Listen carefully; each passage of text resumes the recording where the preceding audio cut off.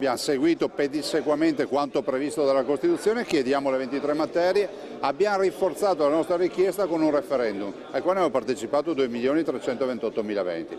Direi che ci siamo, adesso spetta al governo decidere di inviare in Parlamento la bozza e ne accettiamo anche una discussione. Indietro non si torna. Il Veneto tiene ferma la richiesta di autonomia con competenza sulle 23 materie elencate in Costituzione. Zaia lo ribadisce alla consulta del Veneto per l'autonomia davanti ai rappresentanti del mondo politico, economico, accademico e sindacale del Veneto, dove si è fatto il punto della situazione. Penso che se si decidesse la procedura della preintesa firmata tra Governo e Regione Veneto, questa preintesa potrebbe andare velocemente in Parlamento e iniziare una discussione, quindi anche prima delle europee. Questa ricerca sempre della deadline, dell'ultimatum non mi trovo tanto appassionato. Dico che il dibattito con una vera e propria riforma come questa ci vuole.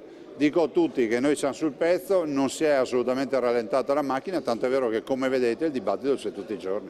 Un percorso che potrebbe essere illustrato al ministro Stefani nel corso di un incontro convocato giovedì al quale parteciperanno anche i presidenti di Lombardia ed Emilia-Romagna. Le 23 materie sono scritte e elencate in maniera puntuale in Costituzione. Quanto alla norma finanziaria che abbiamo definito con il MEF, è una norma assolutamente rispettosa delle altre regioni, non è una secessione dei ricchi come dice qualcuno, anzi invito tutti ad andare a leggersi la norma e a leggere quello che chiediamo. Zaia non teme che il processo verso l'autonomia possa essere ostacolato da polemiche interne alla maggioranza di governo. Io ho fiducia della maggioranza, visto e considerato che è rappresentata da due partiti che hanno sempre sostenuto l'autonomia, l'hanno messa nel contratto di governo e l'hanno anche messa nel DEF.